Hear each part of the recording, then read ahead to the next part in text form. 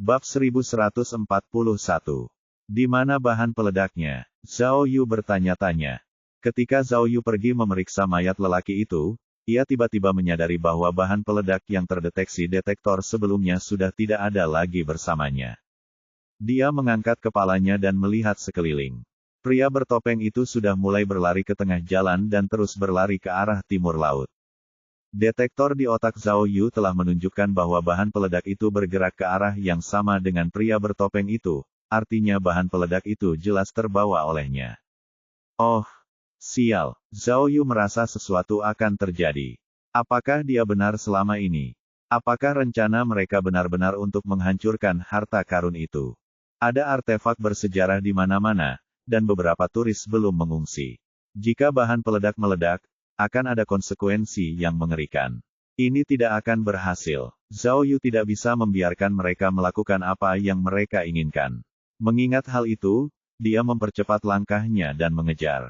Meskipun belum lama, Zhao Yu telah berlari sekitar 1 kilometer. Karena luka lamanya belum pulih, staminanya masih belum sekuat biasanya. Dia telah berlari sepanjang hari, dan dia menunjukkan tanda-tanda kelelahan. Zhao Yu berpikir betapa menyenangkannya jika dia memiliki semacam alat transportasi. Bahkan jika dia memiliki sesuatu yang sederhana seperti papan luncur, dia bisa menggunakan akselerator. Namun, ini adalah tempat wisata, dan sekilas pandang ke sekeliling menunjukkan bahwa tidak ada satupun moda transportasi. Dia hanya bisa mengandalkan kedua kakinya sendiri.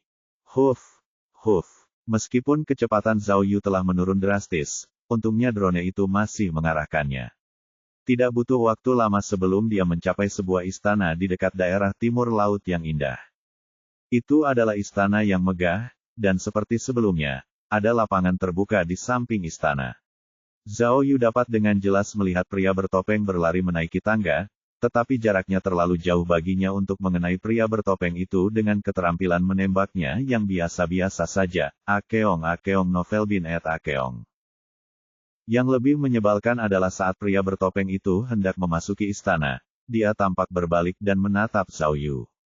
Meskipun jarak mereka berjauhan, Zhao Yu bisa tahu bahwa pria bertopeng itu menyeringai sombong, seolah-olah dia sedang meremehkan Zhao Yu. Sialan, aku tidak percaya omong kosong ini. Bahkan di saat seperti ini dia masih ingin berkelahi denganku. Zhao Yu berpikir dalam hati. Tepat saat Zhao Yu hendak melanjutkan pengejarannya, dia mendengar suara menderu dari langit. Itu adalah dua pesawat tanpa awak yang sebenarnya. Salah satu dari dua drone itu terbang ke arah istana, sementara yang lain terbang di atas kepala Zhao Yu. Ah, pahlawan. Pada saat yang sama, ponsel Zhao Yu berdering. Panggilan itu dari Xiao Hang. Zhao Yu, kata Xiao Hang dengan nada mendesak setelah sambungan telepon tersambung. Aku melihatmu. Apakah orang yang baru saja berlari ke Istana Guan Qing adalah tersangka yang kamu bicarakan? Istana Guan Qing. Zhao Yu mengangkat kepalanya dan melihat, sambil menunjuk ke istana megah itu. Aku tidak tahu apa namanya, tapi itulah yang sedang kutunjuk saat ini. Ya, itu dia, kata Xiao Hang. Kami baru saja mendapat informasi bahwa penjahat ilegal telah ditemukan di Istana Guan Qing, dan mereka telah menyandera banyak orang. Jumlah sebenarnya tidak diketahui. Apa persetan dengan mereka? Gerutu Zhao Yu. Satu hal yang paling dikhawatirkannya akhirnya terjadi. Dia sudah tahu bahwa peristiwa besar yang diramalkan oleh heksagramnya tidak akan dapat dihindari. Dia segera menjelaskan apa yang baru saja terjadi kepada Xiao Hang. Saat Xiao Hang mendengar bahwa ada bom, dia menjadi khawatir dan dengan cemas meminta Zhao Yu untuk menunggu di tempatnya. Mereka akan bertemu terlebih dahulu dan membahas rencana tersebut. Setelah meletakkan telepon, Zhao Yu sudah sampai di kaki istana dan meskipun masih ada beberapa langkah yang memisahkannya dari pintu masuk, dia bisa mendengar teriakan dari dalam istana. Jelas bahwa para penjahat itu memiliki sandera. Tidak heran pria bertopeng itu mengubah rutenya di tengah jalan. Dia pasti menyadari bahwa dia telah ditemukan dan tidak punya cara untuk melarikan diri. Jadi dia kembali ke istana dan bertemu dengan kaki tangannya yang lain. Sekarang setelah mereka memiliki sandera dan bahan peledak, situasi berubah drastis ke arah yang menguntungkan mereka. Zhao Yu mengangkat kepalanya dan melihat sekeliling. Ia melihat ada jendela yang terbuka dan tiba-tiba terpikir olehnya. Ia menggerakkan drone tak kasat matanya ke sana. Zhao Yu tidak tahu seberapa besar drone itu sebenarnya, tetapi setelah mencobanya, ia menyadari bahwa drone itu berhasil. Drone itu terbang ke dalam istana dan merekam semua yang terjadi di dalamnya. Apa? Zhao Yu langsung mengerutkan kening setelah melihat apa yang terjadi. Apa ini? Melihat ke dalam istana, memang ada penjahat dan sandera di dalamnya. Hanya ada 3 penjahat tetapi sekitar 7 atau 8 sandera. Para sandera semuanya dipaksa masuk ke sudut istana. Di antara mereka ada beberapa pria berbadan tegap yang dipaksa memalu dan menghancurkan sebagian lantai. Ubin di lantai sudah hancur dan lapisan tanah terlihat. Sandera lain sedang menghancurkan lantai dengan palu. Mungkinkah? Melihat pemandangan di depannya, Zhao Yu segera menyadari bahwa mereka kemungkinan besar sedang menggali harta karun. Mungkinkah harta karun itu tersembunyi di bawah istana besar ini? Istana Guan King. Apa? Pada saat itu, pesawat nirawak itu terbang rendah dan Zhao Yu dapat melihat bahwa pria bertopeng dan kaki tangannya sedang mendiskusikan sesuatu. Apapun yang mereka bicarakan, mereka masih berbicara dalam bahasa Asia Tenggara yang sama. Semakin Zhao Yu melihat rekaman itu, semakin ia berpikir bahwa tindakan, cara bicara, intonasi, dan penampilan fisik orang itu sama persis dengan pria bertopeng tadi. Tapi, apakah ini sekelompok orang gila atau hanya orang bodoh? Mereka tahu bahwa mereka akan segera dikepung oleh polisi, dan bahwa kematian akan menjadi satu-satunya jalan keluar, jadi mengapa mereka masih menggali harta karun dengan cara yang begitu santai? Apakah mereka berencana untuk menggali harta karun itu hanya dengan beberapa palu dan sekop? Bukankah itu hanya angan-angan? Atau, mungkinkah? Apakah mereka berencana menggunakan bahan peledak? Pertama, mereka akan menggali lubang di tanah, lalu mereka akan menanam bahan peledak. Mereka akan mengebom pintu masuk dengan 1 bom, lalu menggunakan bahan peledak yang tersisa untuk merusak harta karun. Kalau kita benar-benar membiarkan mereka melakukan apa yang mereka mau, kita semua akan celaka. Tapi, untuk harta sebanyak itu, bukankah mereka butuh rudal? Dan kalau mereka benar-benar menghancurkan semua harta itu, bukankah itu akan memicu perang? Tunggu, tidak. Zhao Yu tiba-tiba teringat sesuatu dan mulai merasa semakin gelisah. Selama percakapan, pria bertopeng itu memiliki ekspresi dingin dan tegas di wajahnya.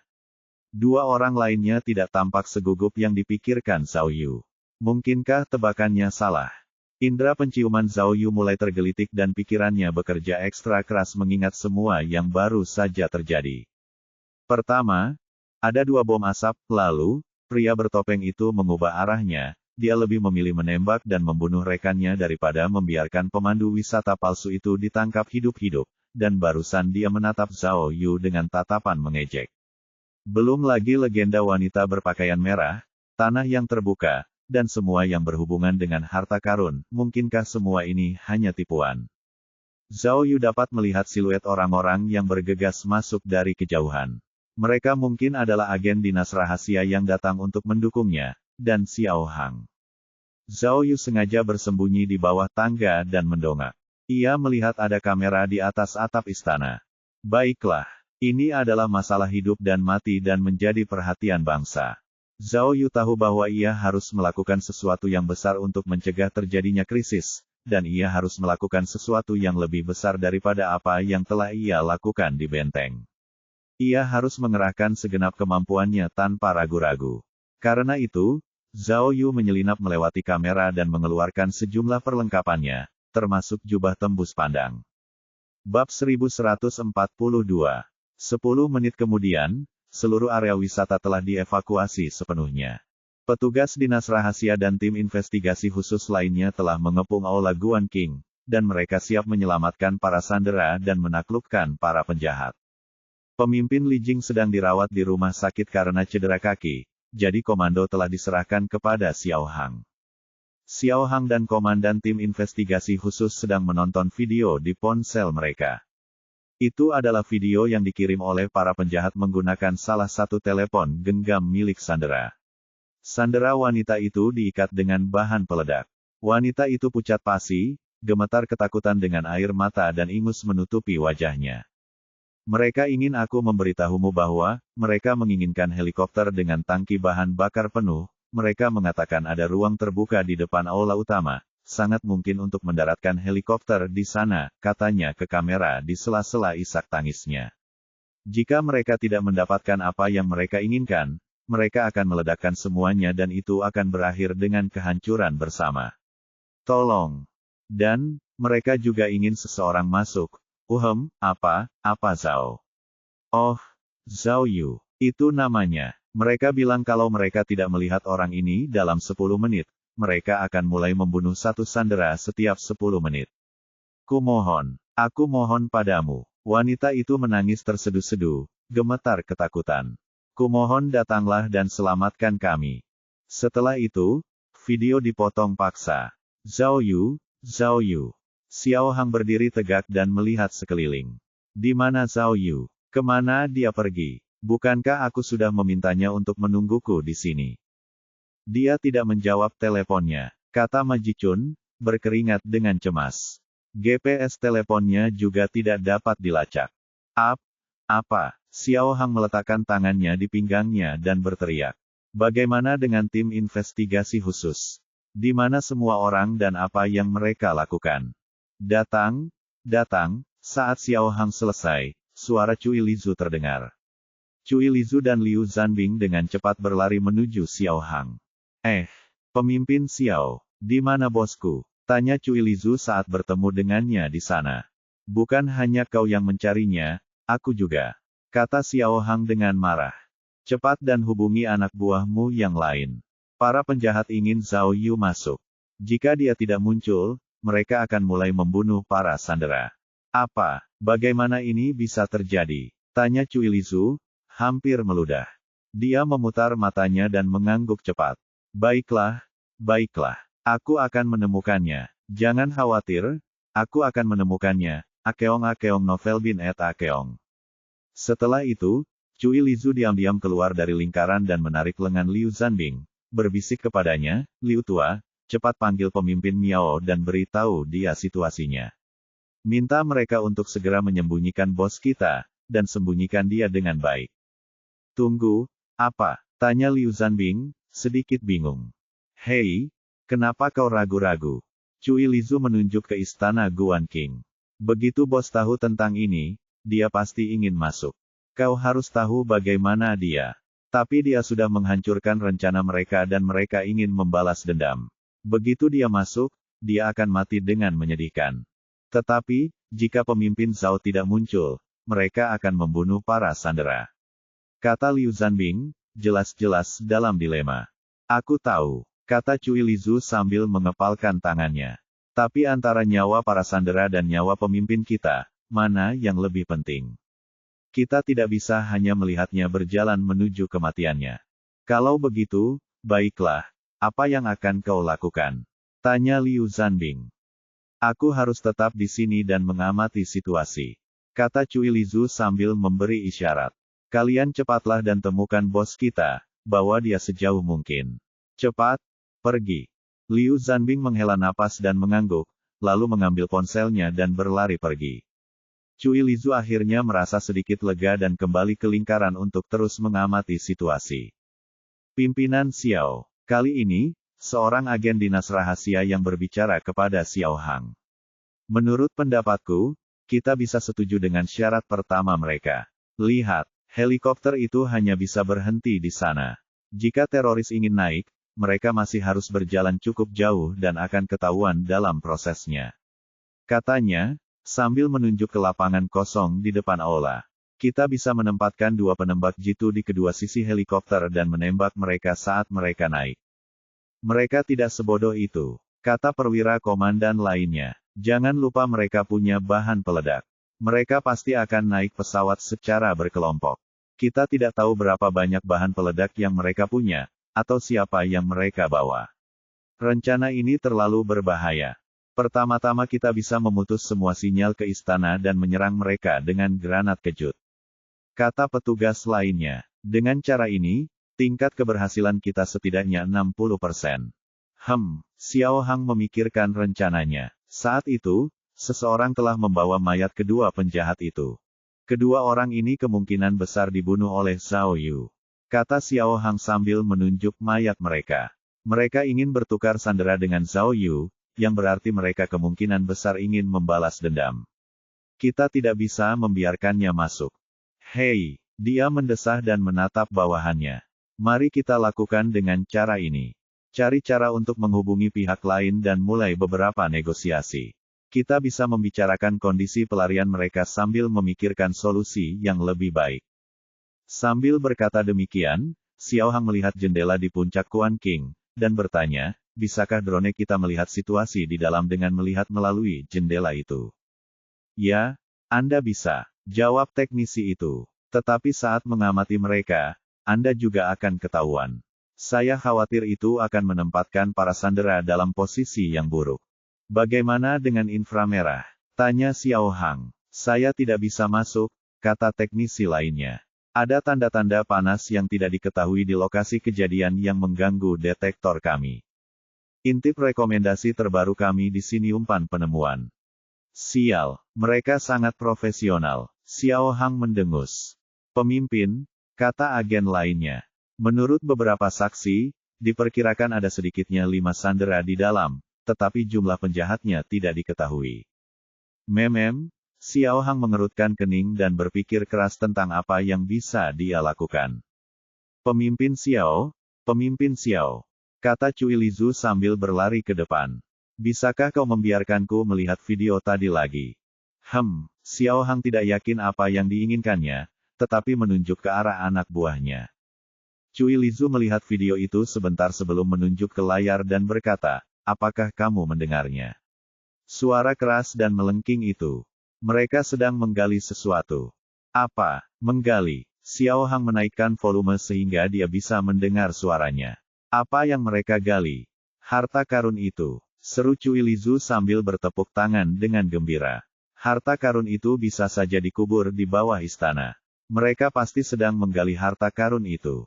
Apa? Menggali harta karun? Mata Xiao Hang membelalak dan dia menunjuk ke istana. Apakah mereka bodoh? Mereka menggali harta karun sekarang. Bukankah itu sama baiknya dengan membantu kita menggali? Tidak, kata Cui Lizu sambil menggelengkan kepalanya kuat-kuat. Menurutmu apa yang ingin mereka lakukan dengan bahan peledak itu?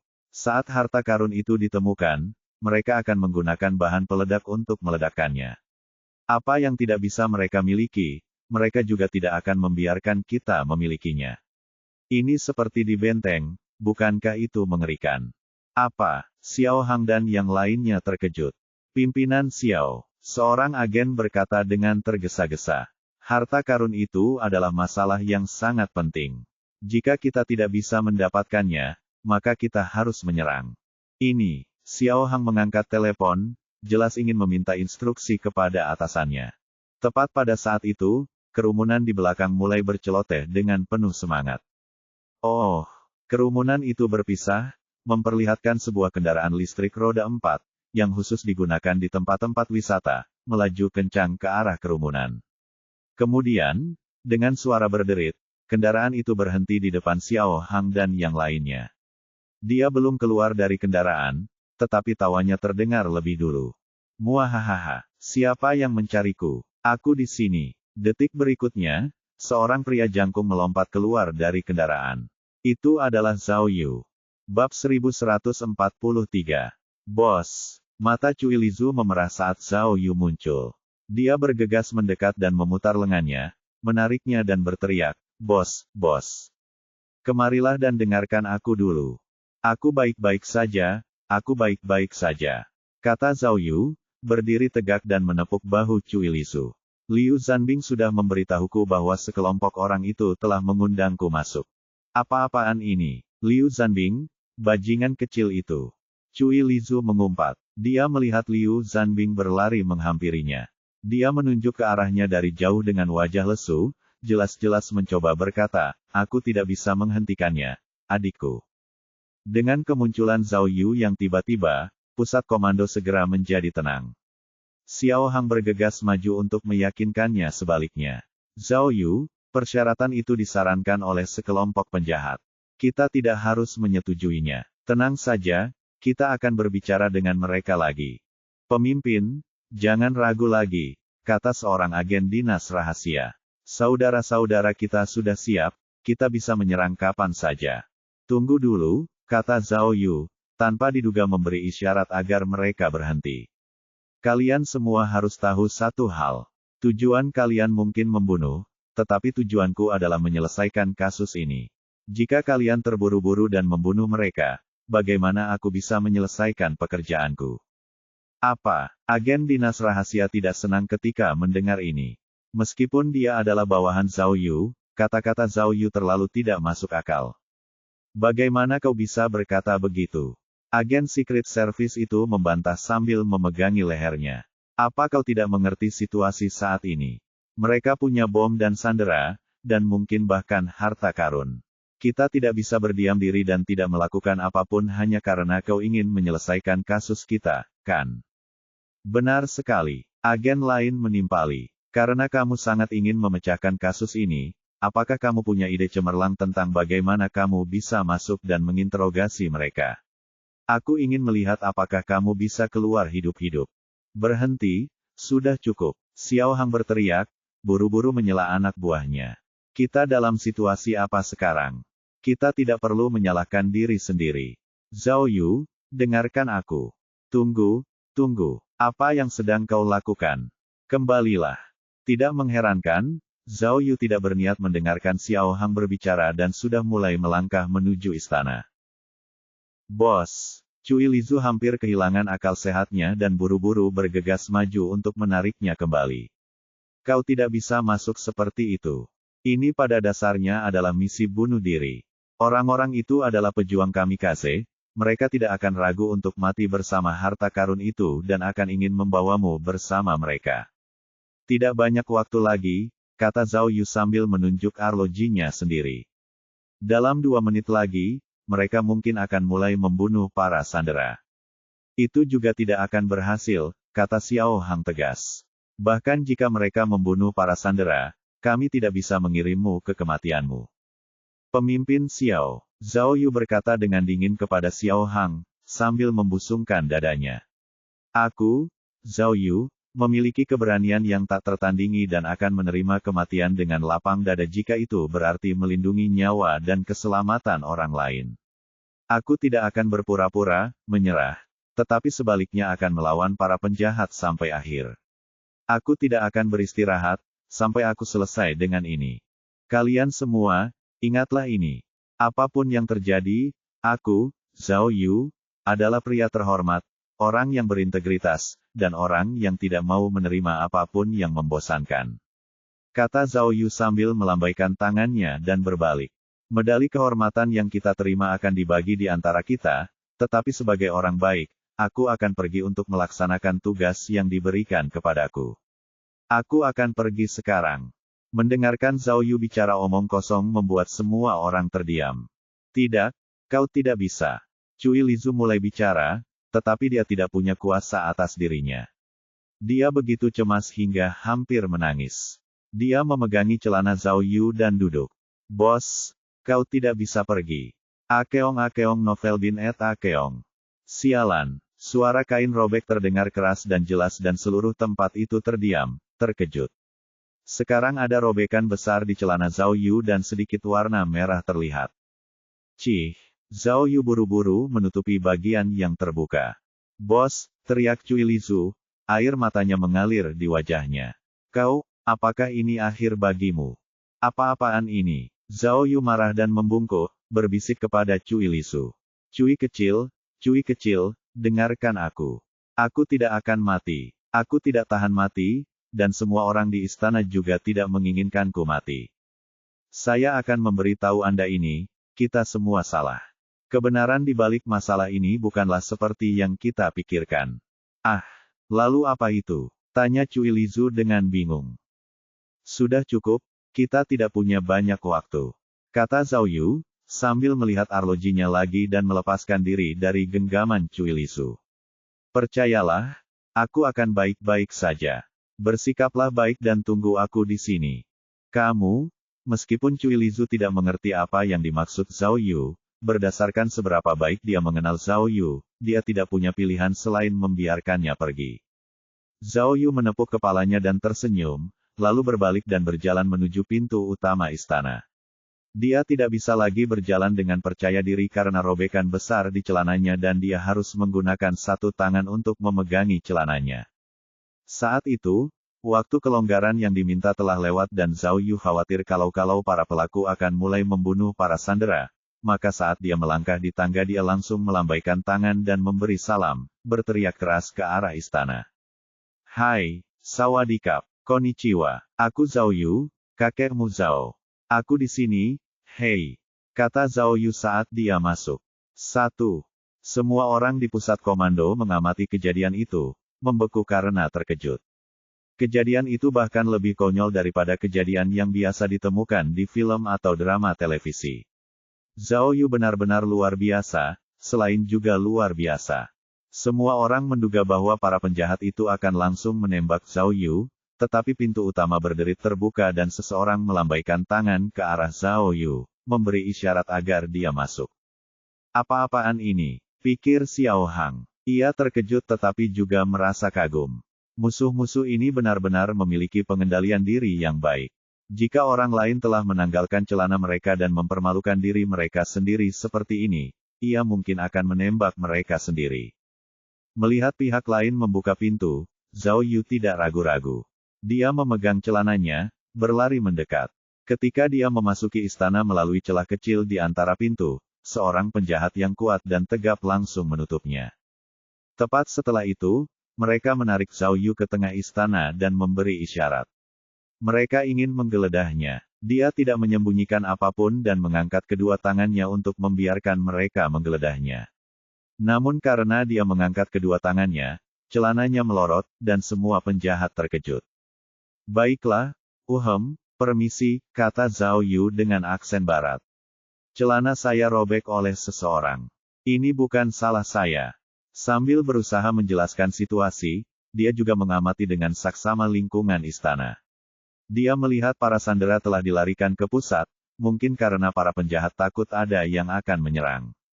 Masih ada 3 penjahat. Orang yang berdiri di dekat tirai dan mengamatinya adalah pria bertopeng, sementara pria pendek lainnya mengawasi para sandera yang menggali lantai. Penjahat terakhir adalah pria berbadan tegap yang sedang menggeledahnya. Pria kekar itu menganiaya Zhao Yu, memutar tubuhnya, dan memeriksanya lagi dengan saksama. Setelah memastikan tidak ada yang aneh, dia mengangguk ke arah pria bertopeng itu. Zhao Yu akhirnya bisa melihat wajah pria bertopeng itu. Awalnya, dia mengira pria itu adalah orang Asia Timur murni karena dia pernah berteriak, "Idiot bodoh," sebelumnya, tetapi sekarang, saat melihatnya, dia tampak seperti orang Asia dan Eropa. Dia memiliki hidung mancung, alis yang tegas, dan bahkan warna matanya berbeda dari orang Asia pada umumnya. Namun, dia memiliki aura timur yang klasik. Kombinasi antara barat dan timur membuatnya semakin tampan. Jika dia sedikit lebih tinggi, dia pasti akan menjadi seorang Casanova. Kudengar, kau mencariku. Zhao Yu berkata dengan keras, memegangi celananya, tidak peduli dengan penampilannya. Ada apa? Apa kau punya banyak pertanyaan yang ingin kau tanyakan padaku? 1. Sawadikap, adalah salam dalam bahasa Thailand, sedangkan, konnichiwa, adalah salam dalam bahasa Jepang. Bab 1144. Pria bertopeng itu tetap cemberut bahkan setelah Zhao Yu berbicara. Matanya dingin, penuh dengan rasa jijik dan kebencian. Tangan kanannya memegang pistol, yang sedikit bergetar. Pada awalnya, Zhao Yu mengira dia marah, tetapi setelah melihat lebih dekat, Zhao Yu menyadari bahwa bahunya terluka dan berlumuran darah. Oh, Zhao Yu diam-diam gembira karena keahlian menembaknya meningkat pesat. Ia berhasil mengenai sasarannya bahkan tanpa membidik dengan benar.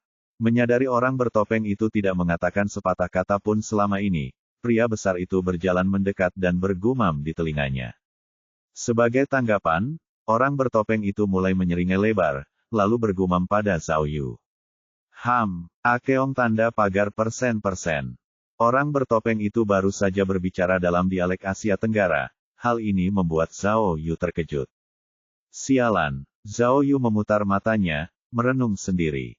Apakah orang ini bertingkah keren atau apa? Apakah dia benar-benar tidak mengerti bahasa Mandarin? A Keong novel bin et A Keong. Itu tidak mungkin, kan? Jika orang ini tidak bisa berbicara bahasa Mandarin, lalu bagaimana dia bisa menghipnotis Cui Lisu? Tuan Zhao, orang bertopeng itu tiba-tiba berbicara dalam bahasa Mandarin, membuyarkan lamunan Zhao Yu. Aula Guan Qing dulunya adalah tempat para kaisar biasa menyaksikan perayaan. Namun, para kaisar Manchuria menghabiskan masa kecil mereka di yurt Mongolia. Mereka menikmati ruang terbuka dan kebebasan yang tak terbatas. Itulah sebabnya mereka memilih untuk menyelenggarakan perayaan di lapangan Dazhengdian. Istana ini praktis terbengkalai. Pria bertopeng itu berbicara bahasa Mandarin dengan aksen yang buruk. Zhao Yu hampir tidak bisa memahami pengucapannya yang buruk itu. Meski begitu, jelas bagi Zhao Yu dari suaranya bahwa orang berdarah campuran di hadapannya memang pria bertopeng. Baiklah. Zhao Yu terdiam sejenak, sebelum berkata, sepertinya kamu mulai menyimpang dari topik yang sedang kita bahas. Apakah kamu mencoba memamerkan pengetahuanmu, atau mencoba mengulur waktu? Haha, pria bertopeng itu terkekeh. Ia menggumamkan serangkaian kata dalam bahasa Inggris, dan baru beralih ke bahasa Mandarin ketika terlihat jelas bahwa Zhao Yu tidak dapat memahaminya. Tuan Zhao, saya pikir Anda hanya beruntung. Saya tidak menyangka Anda akan seberani ini.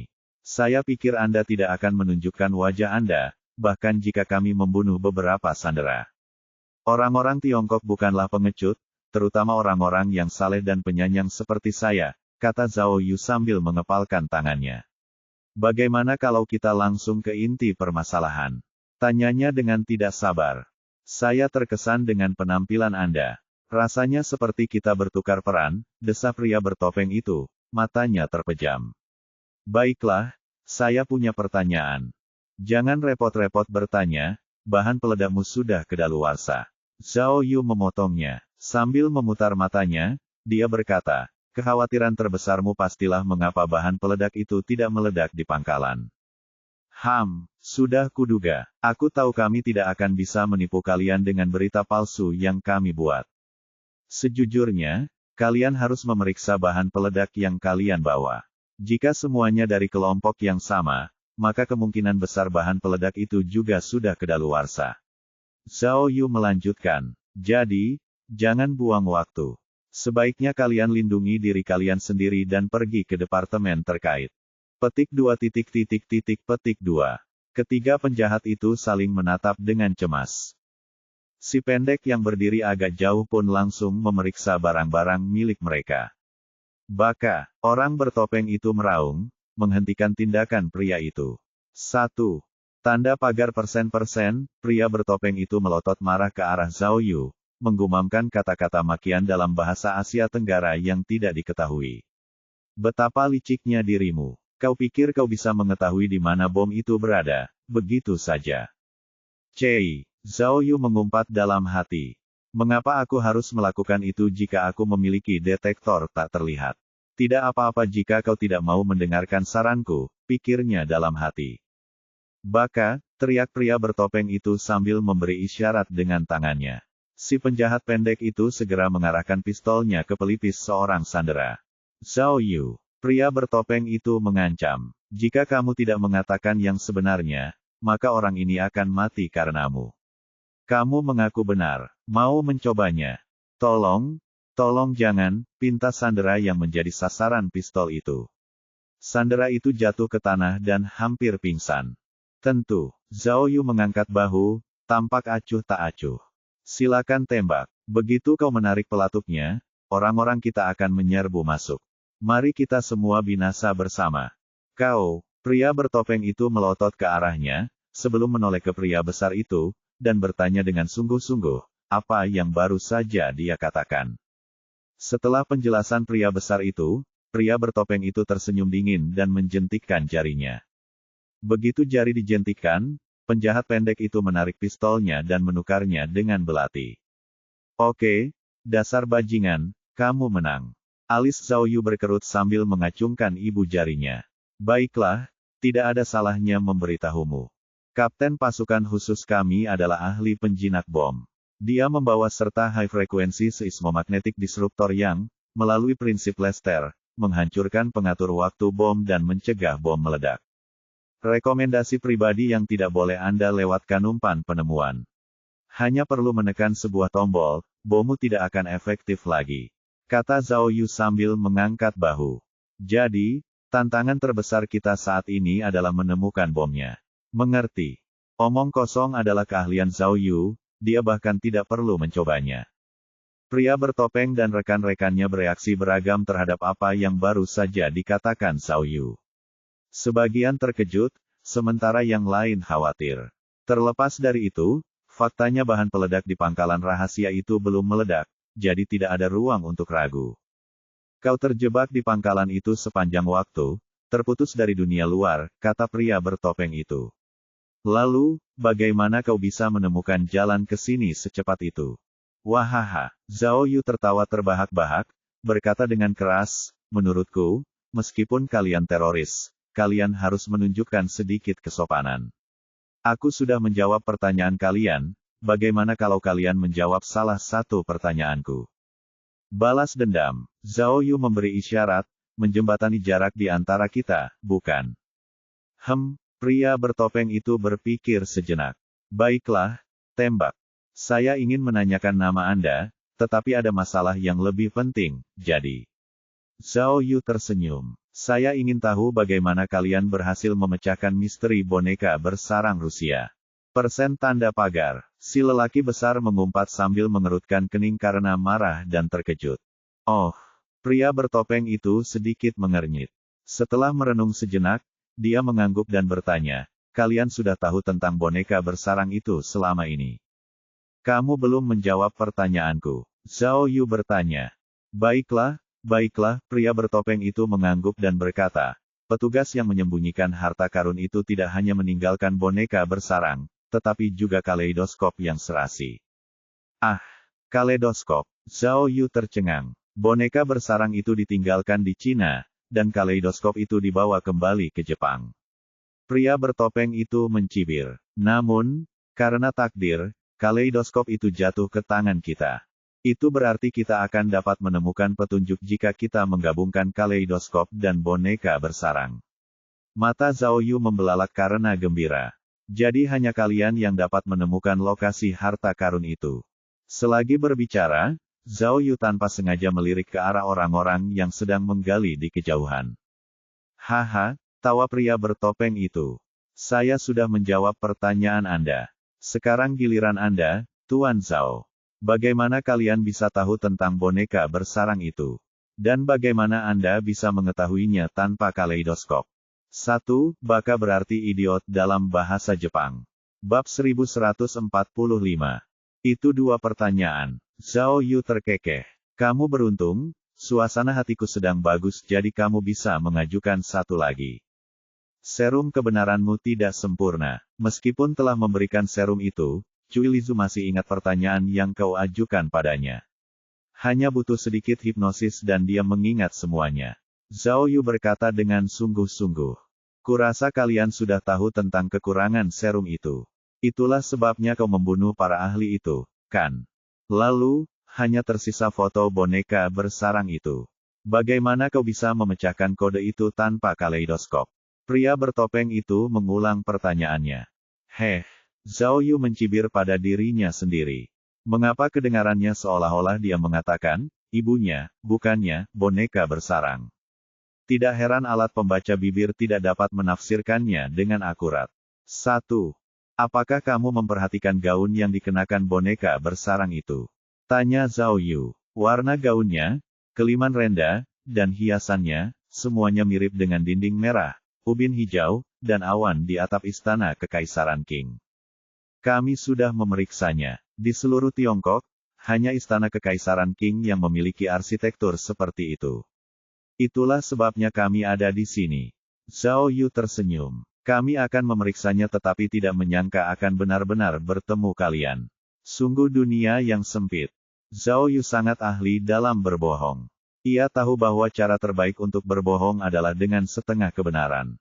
Jika tidak, kebohongannya akan terlihat terlalu palsu. Seperti yang diharapkan, pria bertopeng dan kawanannya terperdaya oleh penjelasan Zhao Yu. Tidak terpikir oleh kami bahwa pembuat boneka bersarang itu punya rencana seperti itu, renung pria bertopeng itu. Ada lebih dari satu kartu di lengan bajuku, pikir Zhao Yu dalam hati. Zhao Yu terkekeh. Aku belum menceritakan kepadamu tentang hantu wanita berpakaian merah. Namun, cerita itu melibatkan negara lain, jadi jangan bahas itu. Tidak heran, desah pria bertopeng itu. Kalian berhasil menemukan jalan ke sini, tetapi tidak tahu lokasi pastinya. Bukankah kita sudah tahu sekarang? Zhao Yu menunjuk ke arah sekelompok orang yang sedang menggali. Baiklah, aku sarankan kalian menunda pekerjaan kalian. Kalian sudah dikepung, apa gunanya bahkan jika kalian berhasil menggali harta karun itu? Kalian hanya akan membantu kami. Pria bertopeng itu menyipitkan matanya. Masih terlalu dini untuk menentukan pemenangnya. Kita punya sandera, dan begitu helikopter tiba, kita masih punya kesempatan untuk menang. Haha, Zhao Yu tertawa, menggelengkan kepalanya. Aku benar-benar tidak mengerti kalian. Tiongkok itu besar, jadi bagaimana kalau kami menyediakan helikopter? Biar saya tanya, kalau Anda tidak yakin, kenapa Anda mengevakuasi wisatawan lebih awal? Tanya pria itu. Kita harus bermain aman. Zhao Yu menunjuk ke arah para sandera. Kita tidak ingin hal seperti ini terjadi, tetapi tetap saja terjadi. Lalu, bagaimana kau bisa menemukanku di bawah Cao Fenglou? Pria bertopeng itu bertanya-tanya. 2. Tidakkah kau tahu apa spesialisasiku? Zhao Yu menjawab tanpa ragu. Ketika kita bertarung di markas rahasia, aku sudah menghafal gerakan-gerakan curangmu. Aku langsung mengenalimu ketika kita berada di bawah Cao Fenglou. Hanya saja kau terlalu cepat untukku. Namun, aku benar-benar tidak menyangka pemandu itu adalah kaki tanganmu. Lalu, pria bertopeng itu tampaknya memiliki lebih banyak pertanyaan. Hei, sekarang giliranku. Zhao Yu membalas. Siapa namamu, dan di bawah komando siapa kau berada? Pendukungmu pasti sangat kuat sehingga membiarkan kalian datang dan membuat keributan seperti itu di negara kita. Haha, pria bertopeng itu mencibir. Kau tidak perlu tahu. Aku tidak akan memberitahumu, bahkan jika kau akan mati. Zhao Yu menyeringai. Kau tidak bisa dipercaya, iya. Aku memandang rendah orang-orang sepertimu. Hahaha, pria bertopeng itu tak kuasa menahan tawanya. Tuan Zhao, saya sangat mengagumi kemampuan Anda. Kami tidak akan bersikap pasif jika bukan karena Anda. Tapi, apakah kau pikir aku akan membiarkanmu pergi? Setelah kau membunuh begitu banyak rekan setimku. Hei, kau benar-benar tidak tahu malu. Zhao Yu menunjuk keluar aula utama. Kaulah yang membunuh rekan-rekanmu di luar. Kau memang kejam, membungkam mereka seperti ini. Si pria besar dan si penjahat pendek tercengang mendengar apa yang baru saja dikatakan Zhao Yu. Baka, masih mencoba menebar perselisihan. Pria bertopeng itu mengangkat pistolnya dengan marah, hendak menarik pelatuknya. Pada saat itu, terdengar ledakan keras dari lokasi penggalian, mengejutkan para sandera yang bertugas menggali. Semua orang teralihkan oleh keributan yang tiba-tiba itu dan menoleh ke arah sumber suara. Semua sandera berhenti menggali dan malah menatap lubang itu seolah-olah mereka baru saja melihat sesuatu yang tidak biasa. Melihat hal ini, penjahat pendek itu melompat ke dalam lubang dan mulai memukul-mukul sesuatu. Kedengarannya seperti batu yang hancur. Tak lama kemudian, penjahat pendek itu keluar dari lubang dan mengangguk penuh semangat ke arah pria bertopeng itu. Hehe. Pria bertopeng itu dengan gembira mengeluarkan sebuah tas kulit persegi panjang kecil, menyerahkannya kepada pria besar itu, lalu mengarahkan pistolnya ke Zhao Yu lagi. Pria besar itu segera membuka tas itu dan mengeluarkan jarum suntik, lalu segera mengisinya dengan cairan. Tuan Zhao, kata pria bertopeng itu dengan nada meremehkan, Anda benar, kami memang mencoba mengulur waktu. Itulah sebabnya saya banyak bicara omong kosong dengan Anda. Sekarang, inilah saat yang benar-benar penting. Pria bertopeng itu mengedipkan mata pada pria besar itu dan melanjutkan, sebenarnya sangat mudah bagi kami untuk membuatmu mengatakan yang sebenarnya. Namun, Jika kau ingin tahu yang sebenarnya, kau harus mencari tahu di neraka. Kau akan dihajar habis-habisan. Rekomendasi pribadi yang tidak boleh Anda lewatkan umpan penemuan. Tepat saat dia selesai berbicara, pria besar itu mulai mendekati Zhao Yu sambil membawa jarum suntik, jelas berencana untuk menyuntik Zhao Yu dengan jarum suntik itu. Hei, tunggu dulu, kawan. Zhao Yu pura-pura panik, sambil menggerakkan tangannya dengan liar. Tunggu sebentar, aku masih punya sesuatu untuk dikatakan. Tujuan utama menggunakan serum kebenaran padaku adalah untuk mencari tahu apa yang kita ketahui, kan? Aku akan memberitahumu. Aku akan memberitahumu semua yang kita ketahui. Tidak, kata pria bertopeng itu sambil menggerakkan pistolnya. Aku hanya akan mempercayaimu setelah kau disuntik dengan serum kebenaran. Aku tidak suka kau berpikiran jernih, kau terlalu palsu. Kenapa? Zhao Yu protes. Orang jujur sepertiku tidak pernah berbohong, kau tidak bisa melakukan ini, hei. Meskipun Zhao Yu menolak, pria besar itu masih berhasil mengalahkannya dengan satu tangan. Sambil menahan Zhao Yu, dia dengan cepat menyuntikkan jarum suntik ke lehernya, Akeong novel bin et Akeong. Zhao Yu meringis, tetapi pria besar itu terlalu kuat untuknya. Tidak mungkin Zhao Yu bisa melepaskan diri. Dalam sekejap mata, seluruh isi jarum suntik telah disuntikkan ke tubuh Zhao Yu. Saat itulah pria besar itu melepaskan jarum suntiknya. Ark. Sambil menekan titik tempat ia disuntik, Zhao Yu mulai bergoyang dan mulutnya berbusa.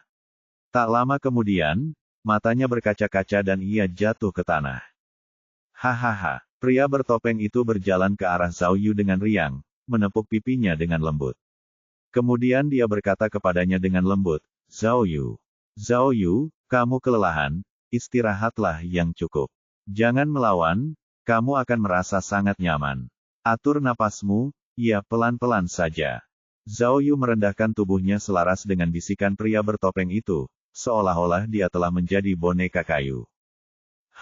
Pria bertopeng itu mengangguk puas sebelum bertanya, Zhao Yu, seberapa banyak yang kalian ketahui tentang harta karun itu? Tanda pagar persen. Zhao Yu menjawab dengan linglung. Suaranya hampir tak terdengar. Pria bertopeng itu tidak punya pilihan selain bergerak mendekati Zhao Yu. Dia akhirnya mendengar apa yang dikatakan Zhao Yu. Ninai Gesiong, pergilah ke neraka, bajingan. 2. 1. Pengucapan untuk ibunya dan boneka bersarang terdengar agak mirip dalam bahasa Mandarin. Keduanya diucapkan Tama dan Taowa masing-masing. 2. Chao Fenglou adalah istana tempat Zhao Yu awalnya memperhatikan pria bertopeng saat dia bertemu dengan kelompok turis. 3. Ninai Gesiong, secara harafiah diterjemahkan sebagai beruang nenekmu. Kata ini digunakan sebagai kata-kata makian dan dimaksudkan untuk menyinggung. Bab 1146. Apa maksud Ninai Gesiong? Pria bertopeng itu bertanya kepada pria besar itu. 1. Pikir pria besar itu. Kedengarannya seperti kata-kata umpatan. Kata-kata umpatan. Pria bertopeng itu mengerutkan alisnya, lalu menepuk pipi Zhao Yu. Zhao Yu, apakah kalian tahu siapa aku? Kau benar-benar bajingan, tolol, dan idiot.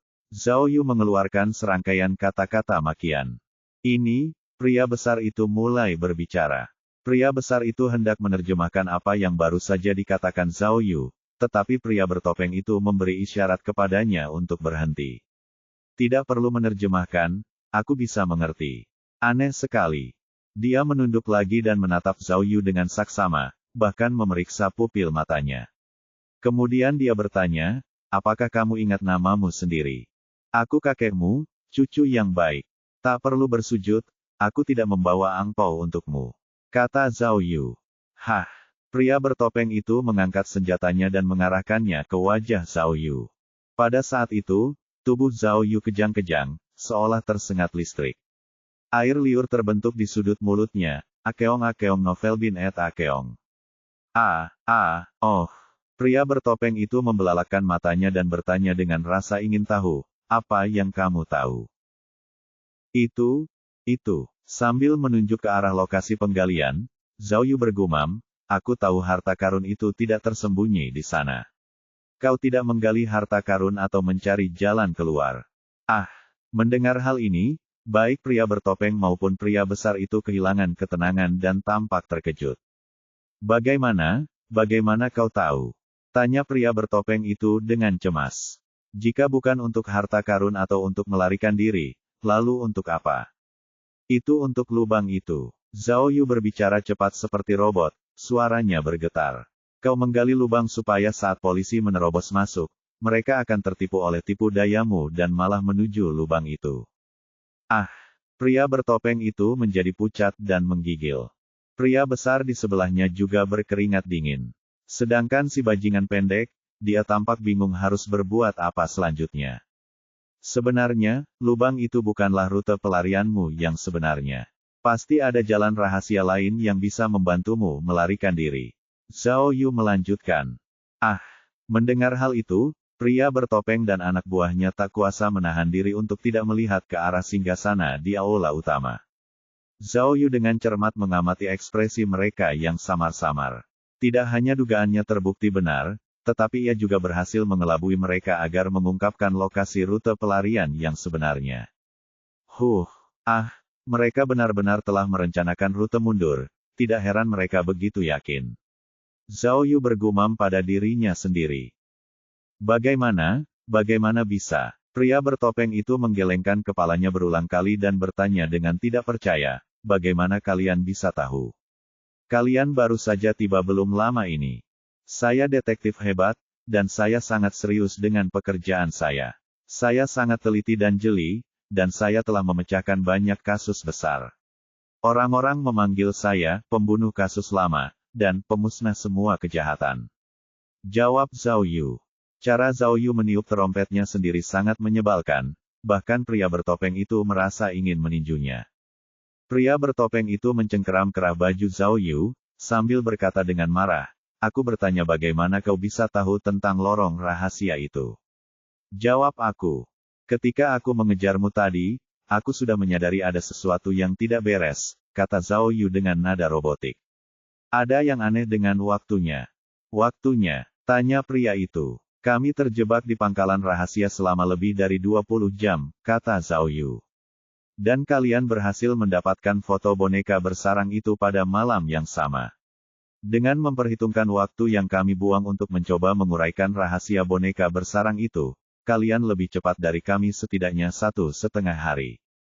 Dan ketika aku mengejarmu tadi, kau bisa saja berlari ke arah gerbang barat, tetapi sebaliknya, kau memilih berlari ke arah timur laut di mana tidak ada jalan keluar. Kau bahkan bersembunyi di aula utama. Itu sama sekali tidak masuk akal. Yang lebih mengungkap adalah bom air mata dan para sandera di aula Guan King. Seolah-olah semuanya telah dipersiapkan sebelumnya, lanjutnya. Itulah sebabnya, sebagai detektif ulung, aku tidak bisa tidak menanyakan pertanyaan-pertanyaan ini. Pertama, apa motifmu? Kedua, kapan kau memasuki istana kekaisaran Qing untuk mulai mencari harta karun itu? Ketiga, di mana harta karun itu disembunyikan? Keempat, apakah kalian berhasil menemukan harta karun itu? Dan kelima, apakah kalian benar-benar berniat untuk menghancurkan dan binasa bersama harta karun itu? Tanya Zhao Yu. Petik 2. Petik 2. Pria bertopeng itu terdiam. Lalu, apa lagi? Katanya sambil menggertakkan giginya. Lalu, setelah kalian masuk ke aula Guan King, aku tidak langsung mencoba menyelesaikan masalah sandera.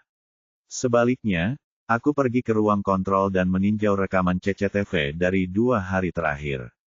Zhao Yu berbicara cepat. Begitulah cara aku mengetahui bahwa kalian tidak masuk dari pintu masuk utama.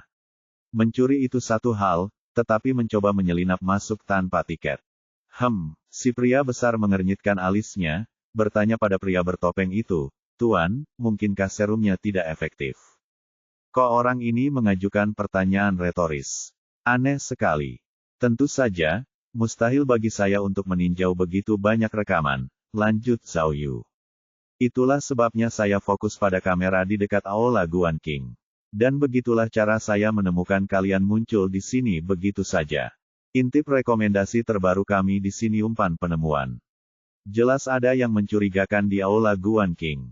Zhao Yu meninggikan suaranya. Dan lubang yang kalian gali sekarang, itu hanya tipuan.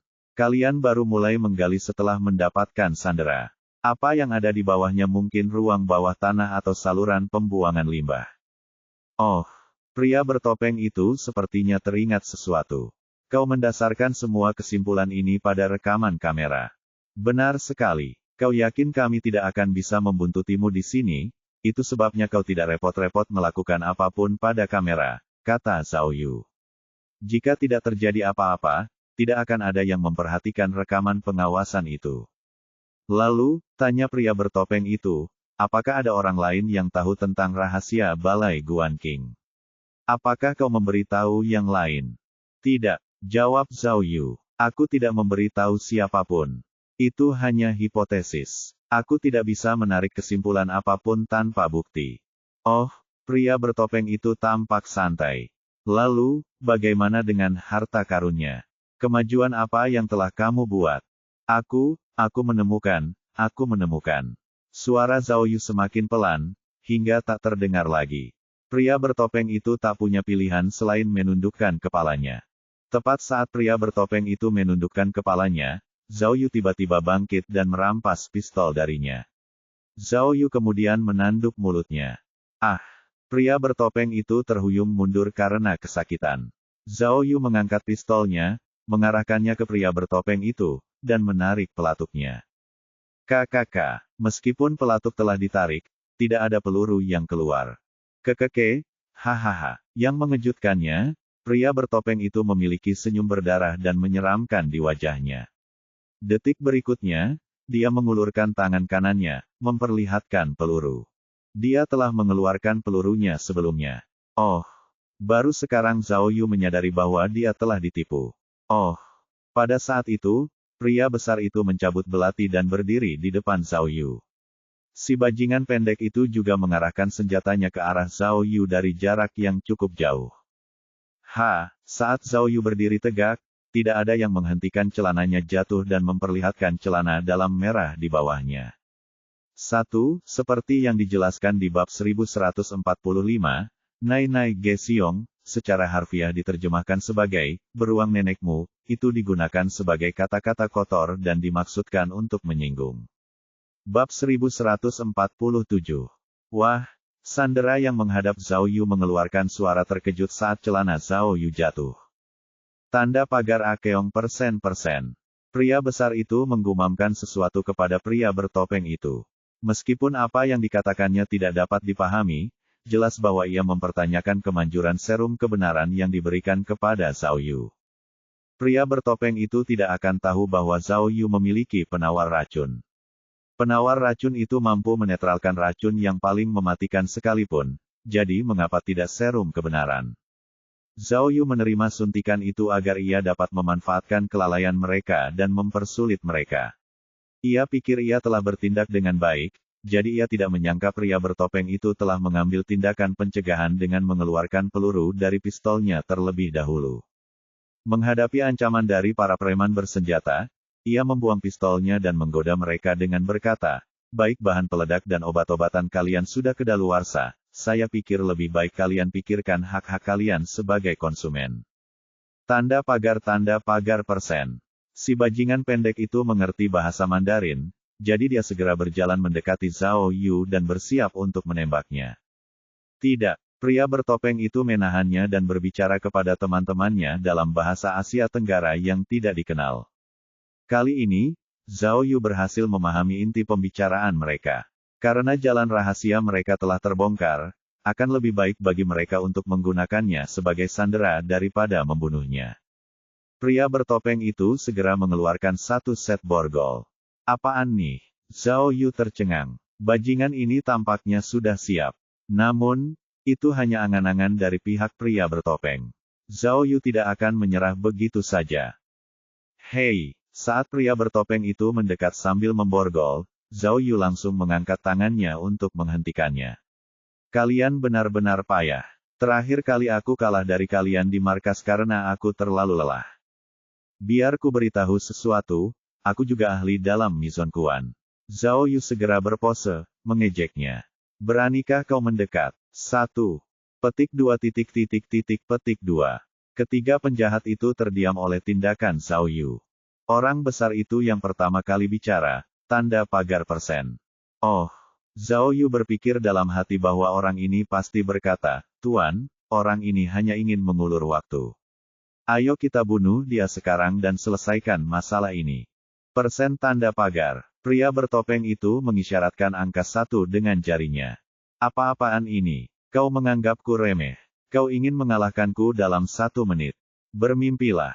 Zhao Yu berpikir dengan marah, Akeong novel bin et Akeong. Sial, pria besar itu tampak cemas saat mengayunkan belatinya. Ho, ho. Dengan bantuan energi booster, Zhao Yu kembali berpose seperti petinju. Ia bahkan berpura-pura mengelus dagu pria bertopeng itu, seolah-olah ia sedang bermain dengan seekor anjing. Pria bertopeng itu mengernyit dan tiba-tiba melayangkan pukulan ke arah Zhao Yu. Lagi. Zhao Yu sudah siap, mengangkat kedua lengannya untuk menangkis pukulan itu. Dia mencoba menahan tinju pria itu dengan kedua lengannya, karena dia pikir dia bisa melukainya. Namun siapa sangka, sebelum pukulan itu mendarat, pria bertopeng itu telah memberikan Zhao Yu pukulan ke dagunya. Pukulan dahsyat itu tidak hanya mematahkan pendirian Zhao Yu tetapi juga membuatnya kehilangan ketenangannya. Persetan, Zhao Yu mengeluarkan suara terkejut dan terhuyung mundur. Meskipun ia berhasil menghindari pukulan itu, ia jatuh terduduk karena pria bertopeng itu menginjak ujung celananya. Sialan deh, tak banyak yang tersisa dari celananya saat ini. Hanya celana dalam merahnya yang tersisa. Ternyata Zhao Yu benar tentang pria bertopeng yang mengatakan dia akan menjatuhkan Zhao Yu dalam waktu 1 menit. Pria bertopeng itu melancarkan tendangan terbang ke betis Zhao Yu. Karena telah terlatih dalam seni bela diri, Zhao Yu segera melakukan salto. Meskipun ia berhasil menghindari tendangan itu, pria bertopeng itu menghantam bahunya dengan tinjunya. Pong! Zhao Yu jatuh ke tanah, menjatuhkan sebuah kursi antik. Kursi itu tidak mampu menahan berat badannya dan hancur berkeping-keping. Pria bertopeng itu mendengus. Mizon Kuan macam apa ini? Pergilah ke neraka. Wah, Zhao Yu melompat dan mengayunkan tinjunya sambil berteriak, bodoh. Bukankah kau bertanya padaku tentang harta karun itu? Kau pikir aku tidak akan tahu hanya karena kau tidak memberitahuku. Intip rekomendasi terbaru kami di sini umpan penemuan. Apa? Tanya pria bertopeng itu. Pria bertopeng itu hendak meninju Zhao Yu, namun terhenti setelah mendengar apa yang dikatakan Zhao Yu. Zhao Yu mengambil kesempatan untuk menabrak pria bertopeng itu. Zhao Yu tahu bahwa, terlepas dari teknik tinju apapun yang digunakan, adalah tabu untuk membiarkan lawan mendekati Anda. Selama Anda memegang lawan di dekat Anda, mereka tidak akan dapat melancarkan pukulan dan tendangan, dan Anda akan dapat unggul, sehingga memberi Anda waktu. Zhao Yu jelas meremehkannya. Pria bertopeng itu adalah petarung yang terampil. Dia mundur dari Zhao Yu dan bahkan berhasil menyikutnya dari belakang. Menyadari tubuh Zhao Yu keras dan tidak dapat digerakkan, jari-jarinya menjadi seperti cakar dan dia mencakar bahu Zhao Yu. Zhao Yu merasa bahunya seperti terperangkap baja, dia tidak dapat menahan diri untuk berusaha melepaskan diri. Pria bertopeng itu melihat ini sebagai kesempatan untuk melemparkan Zhao Yu ke pilar, sambil berteriak padanya. Katakan apa yang kau ketahui tentang harta karun itu. Zhao Yu menyeringai. Ketika kau tahu aku sedang meninjau rekaman CCTV, perhatian utamamu bukanlah aku mencari tahu bagaimana kalian bisa masuk, atau bagaimana kalian berencana untuk keluar. Kau khawatir aku akan mengungkap niatmu yang sebenarnya. Apa yang dikatakan Zhao Yu pasti tepat sasaran, karena pria bertopeng itu mengeluarkan suara tidak percaya. Memanfaatkan kebingungan lelaki itu, Zhao Yu melayangkan pukulan ke arah kepalanya. Pria bertopeng itu sekali lagi menunjukkan kehebatannya dalam Mizon Kuan. Menahan pukulan Zhao Yu, dia lalu menekan bahu Zhao Yu, sambil membentaknya, hentikan omong kosongmu. Kau mencoba menipu kami lagi, bukan? Ayolah. Apa aku perlu menggunakan tipu daya? Tenangkan dirimu, Bung. Zhao Yu mencoba menanduk wajah pria itu, tetapi pria itu malah menjambak rambutnya. Habislah kalian. Pria bertopeng itu menarik rambut Zhao Yu dengan kasar. Kalian tidak akan pernah tahu apa yang terjadi. Itu mungkin tidak terjadi. Zhao Yu meringis. Kalian memasang bom asap di zona tengah dan barat daya, lalu menyandera orang-orang di area timur laut Aula Guanqing. Jika semua ini dimaksudkan sebagai kedok asap, maka kurasa target kalian ada di zona barat laut atau tenggara. Kau, genggaman tangan pria bertopeng itu mengendur akibat gemetarannya. Tetapi, lanjut Zhao Yu, ketika aku pertama kali melihatmu, kau sedang menuju dari timur ke barat. Kau hanya kurang beruntung karena kita berpapasan. Kau khawatir aku akan mengetahui rencana jahatmu, jadi kau memutuskan untuk menuju timur laut, kembali ke Balai Guanqing di mana kau dapat melarikan diri dengan mudah. Karena itu, haha, Zhao Yu mencibir, apa yang telah kau lakukan sejauh ini, semuanya demi menyembunyikan niatmu yang sebenarnya. Harta karun yang sebenarnya tersembunyi di zona barat laut Istana Kekaisaran Qing. 1. Mizongyi, atau hanya Mizong, adalah gaya seni bela diri Tiongkok yang didasarkan pada penipuan dan mobilitas. Mizong juga dikenal sebagai Mizon Kuan. Bab 1148. Zhao Yu menjulurkan pantatnya. Kemudian, saat pria bertopeng itu teralihkan, dia mengayunkan kail ke arah wajahnya. Dengan bantuan energi booster, Zhao Yu berpikir bahwa tidak mungkin dia akan gagal. Namun, pria bertopeng itu dengan mudah menangkis serangan itu dengan tangannya. Ini juga berarti rambut Zhao Yu tidak lagi berada dalam genggamannya. Zhao Yu segera berbalik dan menerkamnya seperti seekor harimau. Pria bertopeng itu mulai panik. Dia tidak lagi mencoba menghindar. Sebaliknya, dia sekarang menyerang. Pria bertopeng itu adalah petarung yang sangat terampil sehingga Zhao Yu tidak dapat menemukan kelemahan apapun, meskipun dia memiliki kemampuan sendiri. Zhao Yu dipukul di bahunya berulang kali dan tidak punya pilihan selain mundur. Omong kosong. Kau tidak tahu apa-apa. Kau hanya mencoba mengalihkan perhatianku sehingga aku kehilangan ketenanganku. Kata pria bertopeng itu. Pria bertopeng itu melolong ke arah Zhao Yu sambil melompat ke arahnya dengan kecepatan kilat. Zhao Yu menghindar dengan cepat sebelum membalas dengan lututnya, mengarahkannya ke perut pria itu. Pria bertopeng itu segera bereaksi dengan gerakan yang tidak biasa. Dia menangkis lutut Zhao Yu dengan satu tinjunya, lalu meninju wajah Zhao Yu dengan tinjunya yang lain. Terkejut oleh gerakan pria itu, Zhao Yu mencoba menghalanginya dengan tangannya tetapi terdorong ke arah pilar lagi saat dia tersandung. Pria bertopeng itu mencibir sambil berteriak pada Zhao Yu. Bahkan jika kau tahu apa tujuan kita, sudah terlambat. Semuanya sudah terlambat. Zhao Yu menghindari pukulan dengan menundukkan kepalanya. Pukulan itu malah mendarat di pilar. Pukulan itu begitu kuat sehingga balok-balok itu pun bergetar, awan debu dan tanah turun ke atasnya. Pergi kau, kata Zhao Yu sambil mengangkat pria bertopeng itu dan melemparkannya agak jauh. Pria bertopeng itu tidak menyangka Zhao Yu mampu membela diri terhadap serangannya. Dalam kemarahannya, dia berlari ke arah Zhao Yu lagi. Tetapi Zhao Yu tiba-tiba menggumamkan 3 kata, Wen Yuan Ge. Pria bertopeng itu membeku tak percaya. Zhao Yu sudah siap menghadapi reaksi seperti itu. Dia melayangkan tendangan ke arah perut pria itu. Pong! Akeong novel bin et akeong. Pria bertopeng itu mendarat dengan keras di sisinya. Namun, jelas bahwa rasa sakit fisik yang dideritanya saat ini tidak dapat dibandingkan dengan rangsangan mental yang dihadapinya. Dia menatap Zhao Yu dengan mata merah, penuh amarah. Bahkan si pria besar dan si bajingan pendek pun tercengang. Mereka menatap Zhao Yu seolah-olah mereka baru saja melihat hantu. Wen Yuan Ge adalah cagar budaya. Zhao Yu tertawa muram. Namun, orang Jepang menyembunyikan harta karun di bawahnya, sungguh jahat. Petik 2. Petik 2. Petik 2. Suasana hening total setelah Zhao Yu berbicara. Tak seorang pun, bahkan para penjahat, mengatakan apapun. Kau pasti penasaran bagaimana aku berhasil mengetahuinya. Zhao Yu terkekeh.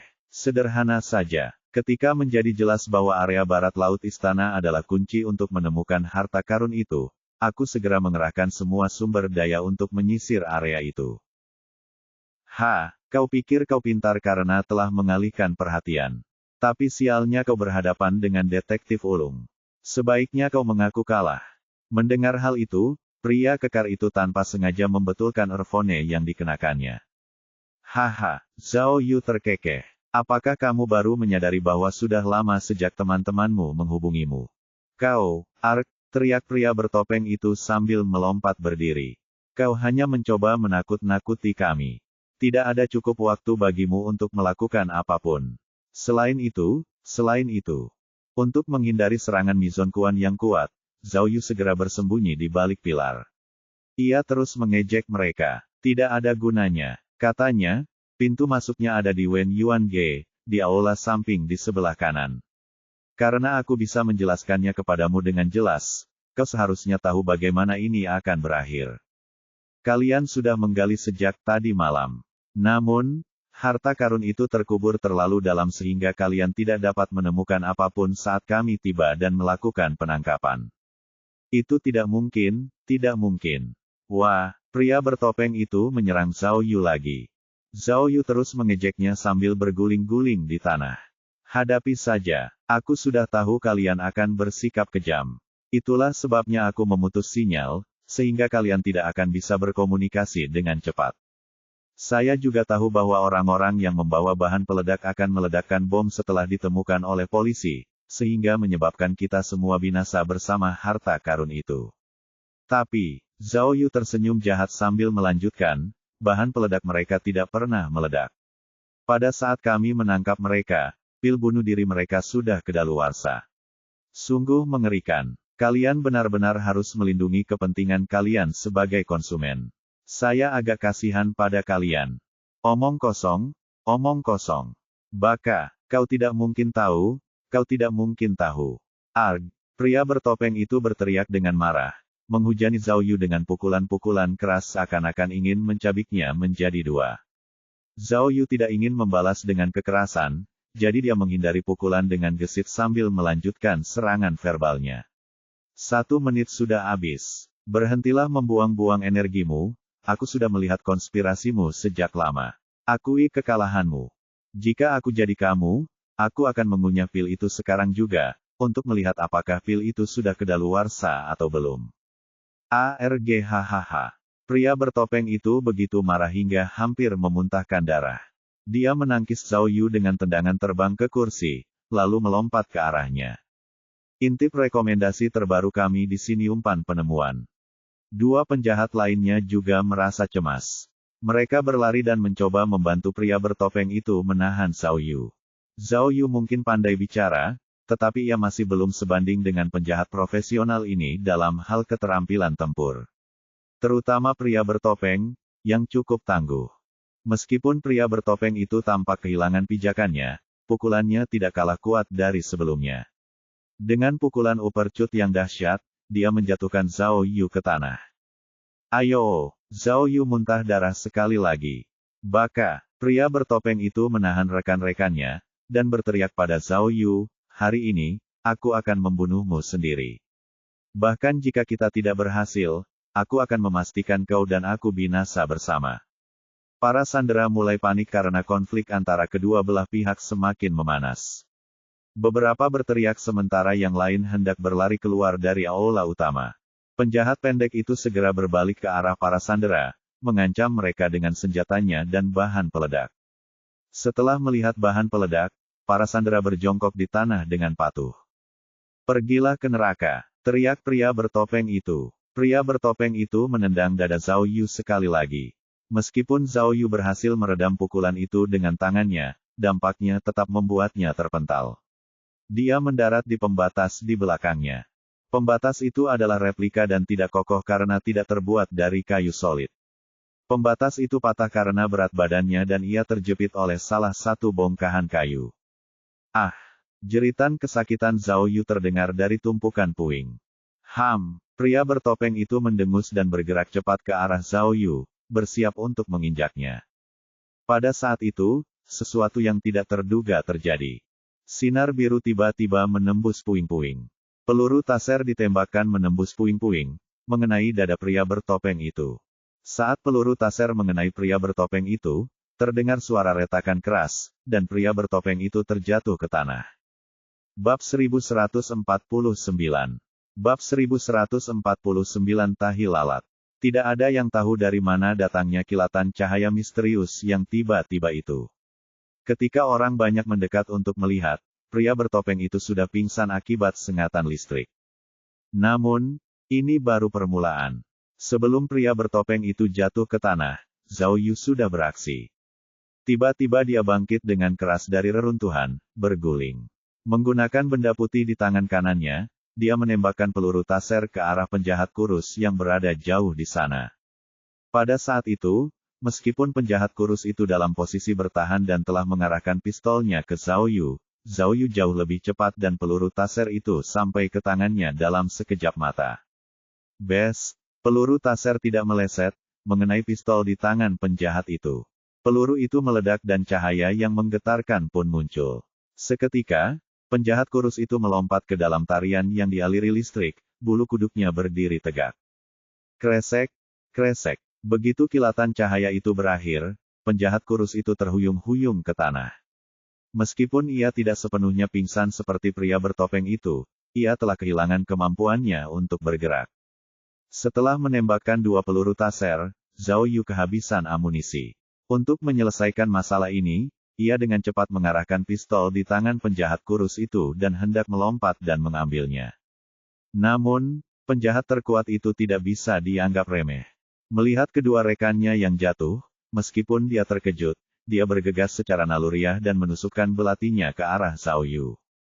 Apa? Meskipun Zhao Yu mengenakan rompi anti peluru tak terlihat, berdasarkan pengalamannya, ia tahu bahwa rompi itu tidak akan mampu menahan pisau, jadi ia tidak berani mengabaikannya. Ia segera mengangkat kedua tangannya untuk meraih pergelangan tangan penjahat kuat itu dan menghentikan belati itu di udara. Hoa, lengan penjahat kuat itu seperti besi cor dan dia berteriak keras. Segera, dia mendorong belati itu ke bawah setengah inci dan tampak seolah-olah dia akan menusuk Zhao Yu. Namun, Zhao Yu mengaktifkan energi booster. Dia tidak lemah saat itu, dan setelah saling berteriak beberapa kali, dia mendorong belati itu kembali. Apa? Lelaki yang dikenal dengan kekuatannya itu tidak akan pernah menyangka bahwa seseorang sekecil dan setipis Zhao Yu akan mampu mendorong belati itu kembali. Urat-uratnya menonjol dan dia mendorong dengan keras, menekan belati itu ke bawah lagi. Wah! Zhao Yu hampir melenguh seperti seekor sapi. Dalam beberapa detik, kedua belah pihak saling dorong sedikit, tetapi tidak ada yang mengalah. Sepertinya tidak ada perbedaan kekuatan sama sekali. Namun, karena perbedaan tinggi badan, setelah beberapa saat, Zhao Yu mulai kalah dan sepertinya dia akan ditusuk. Zhao Yu tahu saat itu bahwa ia tidak bisa lagi melanjutkan pertarungan ini dan mungkin lebih baik untuk memperkuat booster ke level berikutnya. Pada saat itu, bagaimana penjahat ini bisa melawannya? Namun, tepat saat Zhao Yu hendak membuka panel sistemnya untuk memperkuat energi booster, sesuatu yang tak terduga terjadi. Hembusan angin bertiup kencang di seluruh ruangan. Dengan suara, duang, sekop besi besar menghantam kepala penjahat kekar itu. Setelah itu, seluruh tempat kejadian menjadi sunyi senyap. Satu-satunya yang bisa mereka lihat adalah seorang sandera laki-laki yang memegang erat sekop besi besar. Ia membeku di tempatnya dan gemetar tak terkendali. Ia telah memukul penjahat itu dengan sekop. Sang sandera mengira bahwa karena hanya ada satu penjahat yang tersisa dan sekop ada di tangannya, sekarang atau tidak sama sekali. Jika ia tidak memukul penjahat itu, siapa lagi yang akan melakukannya? Sandera laki-laki itu mengira bahwa setelah memukul penjahat itu dengan sekop, dia akan jatuh ke tanah. Tanpa diduga, penjahat itu adalah pria berotot yang sangat kuat. Setelah dipukul oleh sekop, dia tidak hanya tidak bergeming, dia berbalik dan melotot ke arah sandera. Dia baik-baik saja. Apa? Sang sandera yang memegang sekop di tangannya gemetar, tetapi karena anak panah sudah ada di busurnya, tidak ada alasan untuk tidak menggunakannya.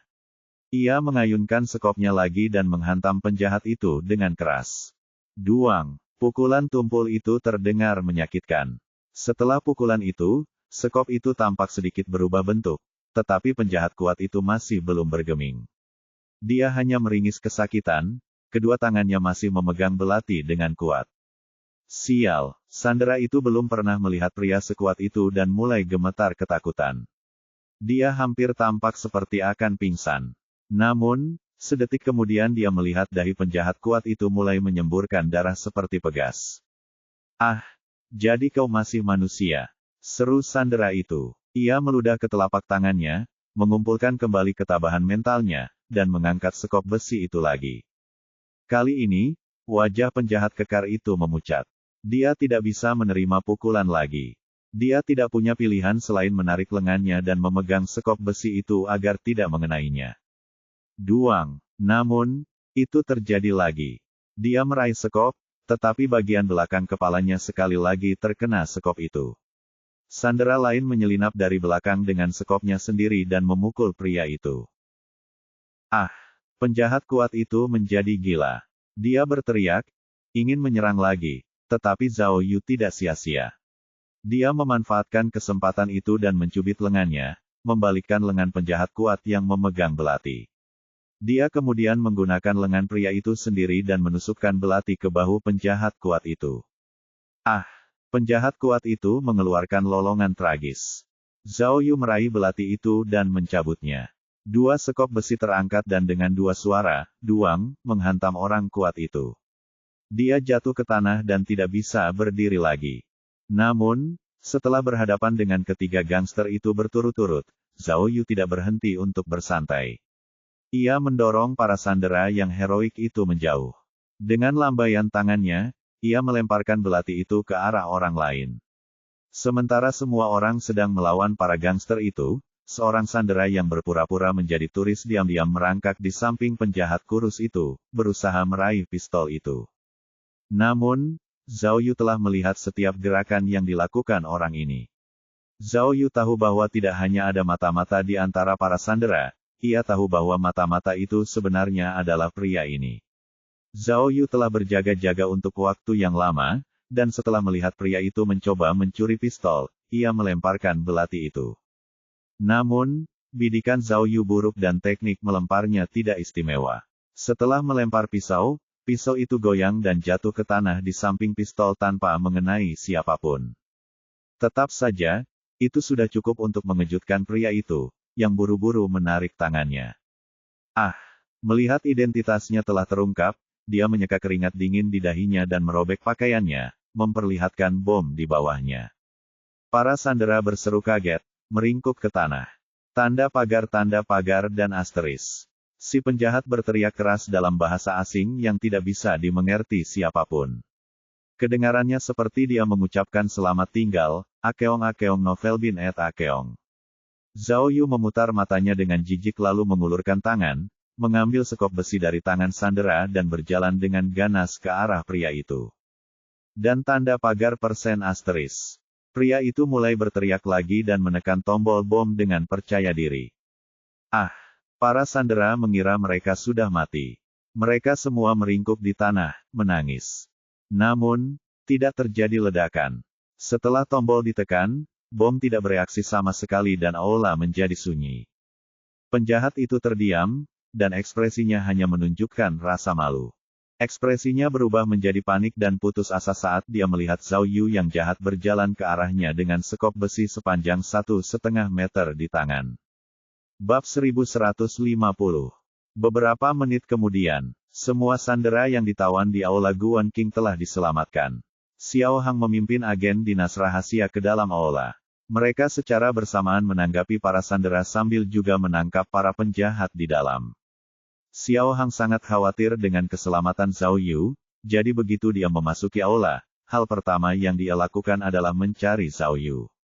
Dia mendapati Zhao Yu dan para sandera semuanya aman, tetapi Zhao Yu bertingkah aneh, yang membuatnya merasa tidak nyaman. Pada saat itu, Zhao Yu sedang duduk membelakangi pintu di sudut terpencil di sisi aula, sambil menggendong seorang pria di lengannya. Zhao Yu membelai dahi pria itu. Pria itu tampak seperti orang gila dan terus-menerus menggumamkan sesuatu. Ini. Xiao Hang terdiam sejenak, khawatir Zhao Yu dalam bahaya. Dia bergegas, tetapi hati-hati, berjalan mendekat sambil membawa pistolnya. Begitu. Aku sangat puas dengan jawabanmu, tapi aku punya pertanyaan penting lainnya, kata Zhao Yu. Ketika Xiao Hang mendengar apa yang dikatakan Zhao Yu, dia menjadi semakin bingung.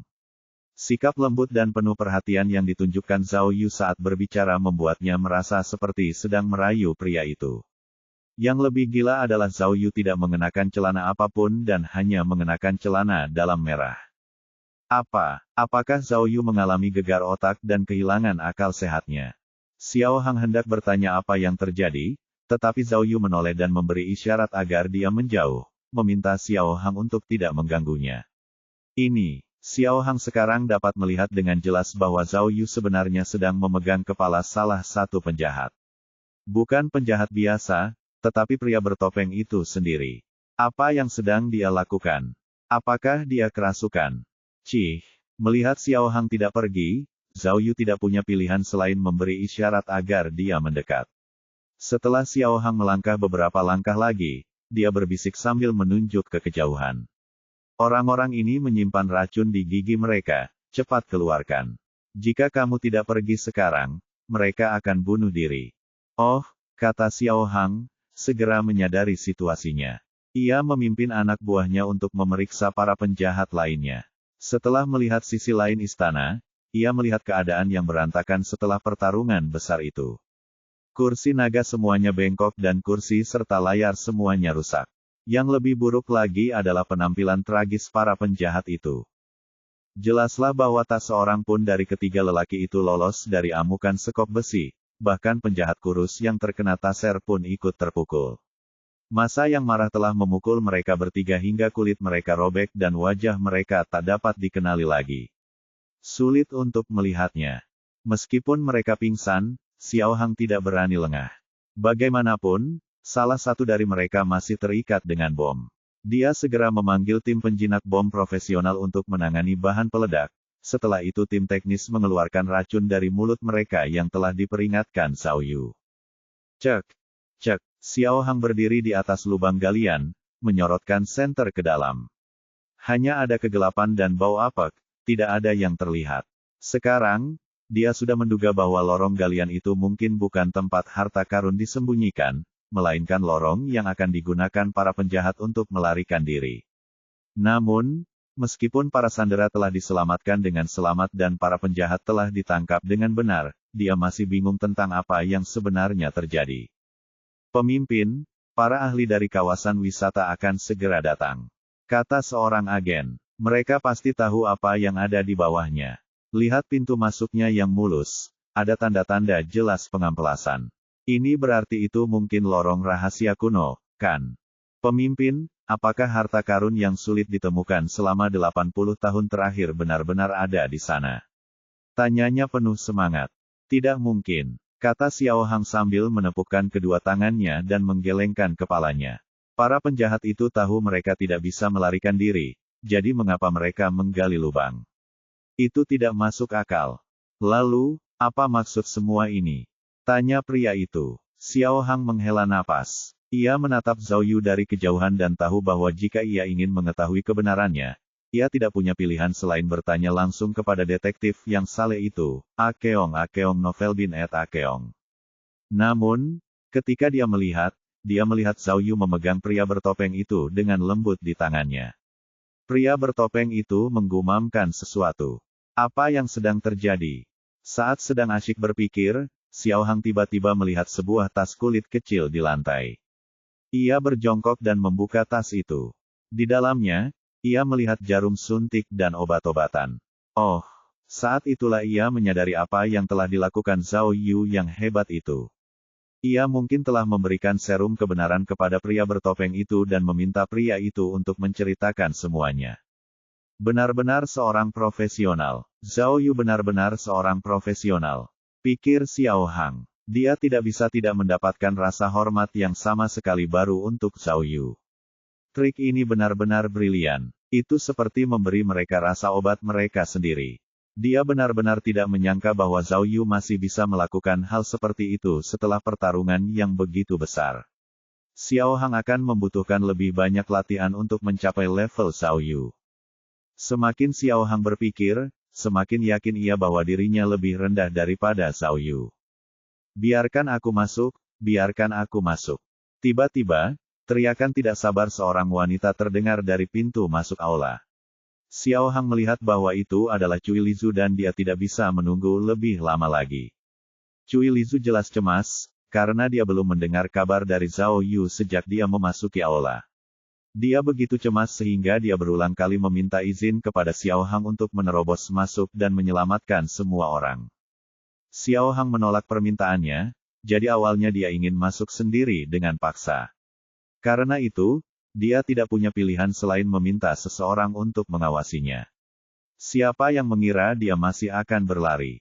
Namun, sekarang setelah bahayanya hilang, Xiao Hang tidak punya alasan untuk menghentikannya dan memberi isyarat kepada anak buahnya untuk membiarkannya masuk. Bos, bos, teriak Cui Lizu. Karena Zhao Yu telah duduk di pojok, Cui Lizu awalnya tidak melihatnya. Dia berteriak 2 kali dan Zhao Yu tidak menanggapi. Melihat ekspresi Xiao Hang yang berat, dia berteriak, "Bos, di mana Anda? Bos, bukankah Anda sudah berjanji kepada saya? Anda tidak bisa." Hei, Xiao Hang terkejut dan bergegas menghampirinya untuk menghentikannya. Apa yang kau teriakkan? Tidakkah kau lihat bosmu masih mengurus urusan resmi? Diam. Apa? Cui Lizu mengikuti arah jari Xiao Hang dan melihat Zhao Yu duduk di sudut. Melihat bahwa Zhao Yu baik-baik saja, wajahnya berseri sesaat, sebelum langsung mengerutkan kening ketika dia melihat apa yang dilakukan Zhao Yu. Apa yang dilakukan bos sambil menghadap tembok? Apa yang sedang dipikirkannya? Saat dia bertanya-tanya, ponselnya berdering. Itu adalah Miao Ying yang menelepon. Halo, Cui Lizu menjawab. Cui kecil, di mana Zhao Yu? Apakah dia bersamamu? Tanya Miao Ying. Mengapa dia tidak menjawab teleponnya lagi? Dia ada di sini. Aku bisa melihatnya. Jawab Cui Lizu. Baiklah, kata Miao Ying buru-buru. Katakan padanya untuk tenang saja. Kita sudah menangkap semua penjahat di paviliun Wen Yuan. Tidak ada masalah dengan bom juga. Oh, oke. Cui Lizu masih bingung. Benar, apa yang terjadi di aula Guan King sekarang? Apakah para sandera sudah diselamatkan? Tanya Miao Ying. Mereka berhasil diselamatkan. Para penjahat juga sudah tertangkap. Tenang saja, tidak ada korban di antara para sandera dan bos baik-baik saja. Jawab Cui Lizu tanpa berpikir panjang. Apa maksudmu? Miao Ying bertanya ketika mendengar kalimat itu. Apa maksudmu bos baik-baik saja? Jangan bilang, apakah Zhao Yu melakukan sesuatu yang bodoh lagi? Mungkinkah dia mempermainkan hidupnya lagi?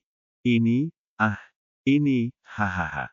Cui Lizu tidak tahu harus berkata apa dan melirik Zhao Yu. Setelah melihat celana dalamnya yang berwarna merah, dia berkata setengah bercanda, celananya saja yang robek, jadi dia harus membeli celana baru, hahaha. Apa, celana? Tanya Miao Ying heran. Pemimpin Miao. Pada saat itu, Xiao Hang tidak tahan lagi dan dengan cepat meraih ponselnya, bertanya dengan keras, apa yang kamu maksud dengan penjahat di paviliun Wen Yuan? Apakah ada yang salah di sana? Apa? Miao Ying bahkan lebih terkejut. Kau tidak tahu, Zhao Yu tidak memberitahumu.